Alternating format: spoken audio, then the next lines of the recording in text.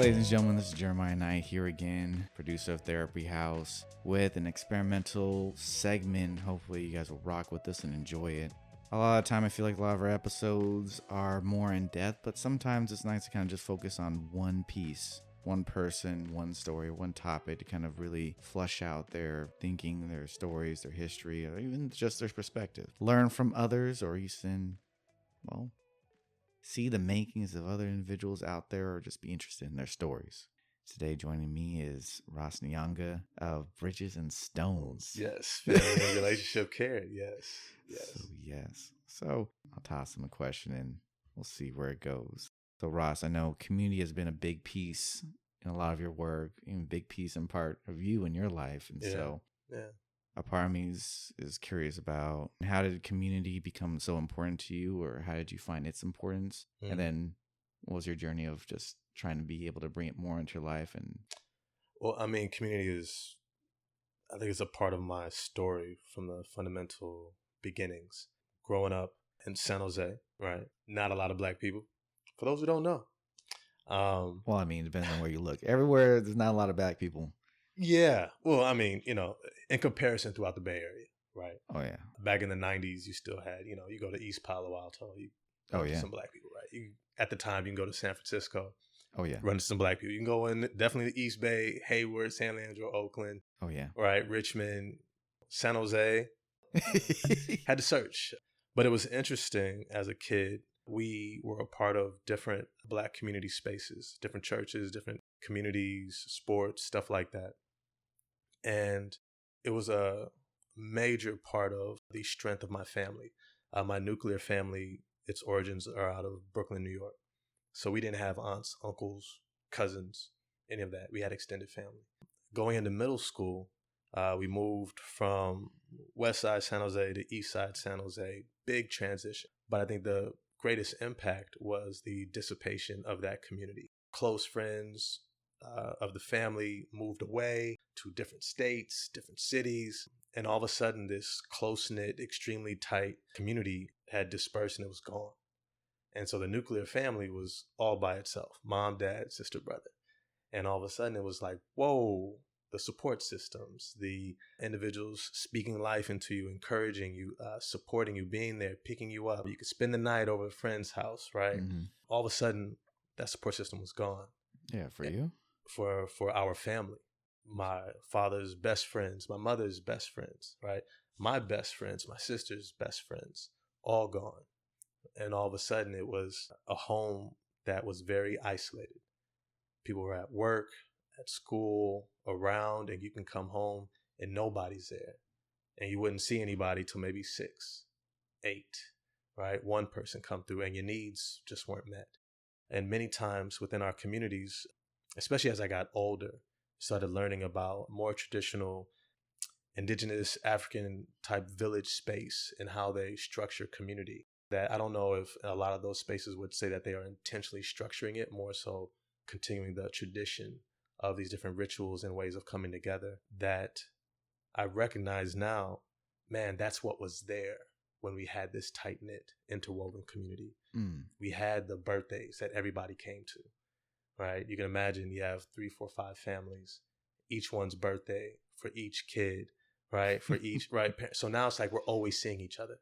Right. On top of Sunday service, you're always seeing Wednesday night Bible study. Right. Now you don't have to drag your kids there because we're going to go hang out with our friends. Yeah. Right. Parents might be in the choir. Okay. They're going to practice. Oh, but my friends are there.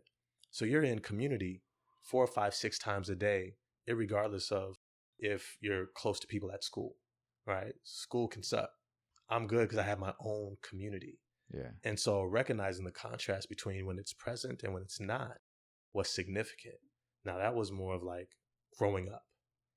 As I got into the field, working in mental health, one of the things that I discovered really early is I wasn't concerned about clients who had people around them, who had friends, had significant others, had people invested in their lives. Even if they were kind of working through things, I wasn't as concerned. People I was concerned the most with were those who were isolated. When I said, can you tell me who are your significant people in your lives, relationships that you can lean on, you can go and talk to, spend time with? And they were like, silent. and they're sitting there thinking, and it's like, oh, so when you leave here, you're not getting the positive reinforcement. You're not getting someone speaking life into you or telling you that, hey, you're welcomed here, you're safe here, you're supported here. If you're going through something, you know you have support and community. Those are the individuals who I found struggled the most with trying to have any type of behavioral change or to start new practices and maintain them from session to session.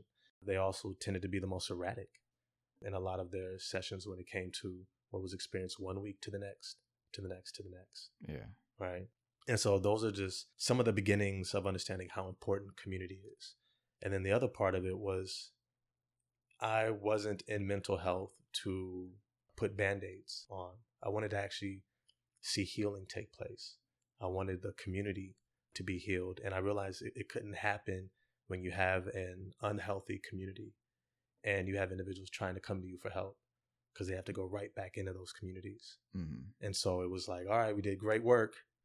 And then all of a sudden they go back into a home or a school and it's like toxic, unsafe, right? Dangerous. And now they're trying to like, well, who am I supposed to be? Yeah. Unreliable, inconsistent, or just Right? not supportive. Exactly. And so a major part of this is how do we create a healthy community to where I am less important, right? Going to a complete stranger to ask for help no longer becomes a necessity because you have stakeholders, you have elders, you have adults, you have extended family who are healthy, who know how to support you when you first start experiencing something.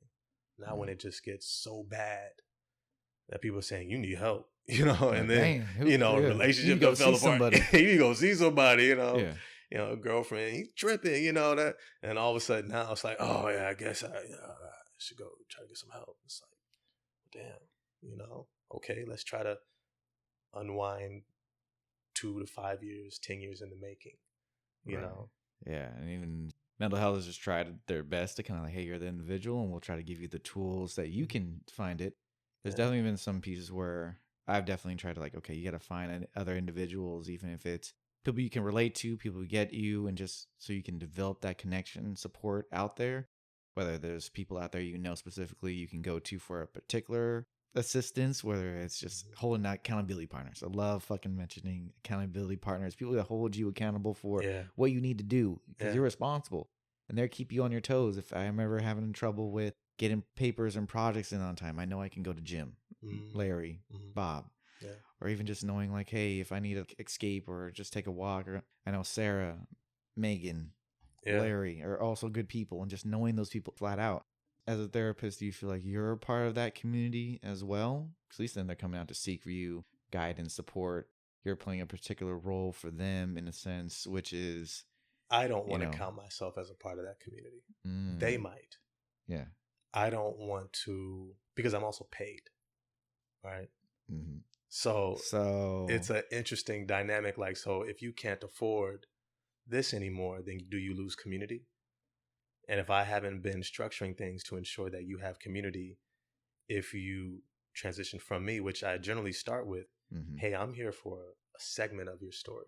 I have the incredible opportunity to partner with you for a portion of your journey. And it's an incredible space to be in. And I'm honored to be invited into it. But I also know that you're going to continue on. Larry and Joe and Megan and Sally are going to be far more important to your long-term health and change and support than I ever am. I mean, not ever am, but to say that sustainability is going to come from that community. And so I want to make sure I'm encouraging that. And how do you shape that far more than let's just rock with you and I, because you lose your job and all of a sudden it's like now you're all alone again.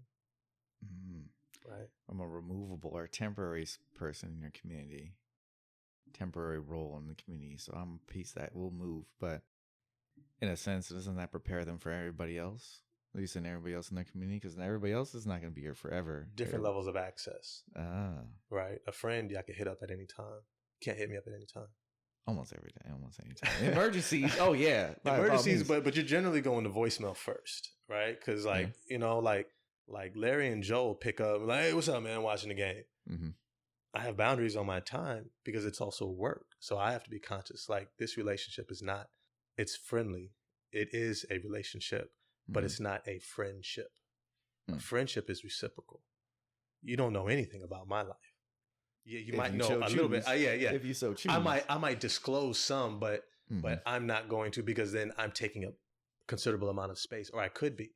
You know, I could be carrying, like, you know, the death of a loved one, and you come in for a session, and I go, yeah, man, you know, my cousin just passed. Well, what happens to the space now for you? Right? How do I say, like, I'm dealing with my boss and your cousin just passed? Right? So the relationship is shaped in a way that I need to be responsive to it. And it has a role and it's significant, but I don't want to confuse it with this ongoing space that you have the ability to shape in a more open manner. So Irvin Yalom, kind of The Gift of Therapy, one of the books, many books I've been exploring it and whatnot, and kind of great. Yeah, talks about just even this relationship that you have in the therapeutic room is a sense practice for the outside world. Can be temporary relationships. You're not going to carry Jim for forever. Yeah, there's different parts of my life. Sorry, Ross, but sometimes you are top tier MVP first string. Yeah, and sometimes you play backup. Yeah, you put and so sometimes like we flow in and out. Yeah. And that's a normal relationship. You call me when you need me. Yeah. That's also a typical relationship. Some relationships end as well. And that's so true. In part, even if this is a not a conditional relationship, but this relationship that has boundaries, this is a relationship that could be temporary. This is still a person that cares about you and supports you and wants you to and wants the best for you to do well, in that they learn to be themselves in other relationships and take that with them. And so it is not a one-sided relationship. We can also, as clinicians, get something from our clients. We learn about them. Don't get me wrong. I learn from my clients. Oh, yeah. So constantly, I'll be sitting there, I'm like, man, I got a journal after this. That's a good one. Oh, you uncovered something in me. I know, yeah. Really? So in part, then do you also feel like a valued member of the community that you're creating and also fostering for other people? Yes. Everything I do is with the outlook of I'm creating a community that I want my child to inherit.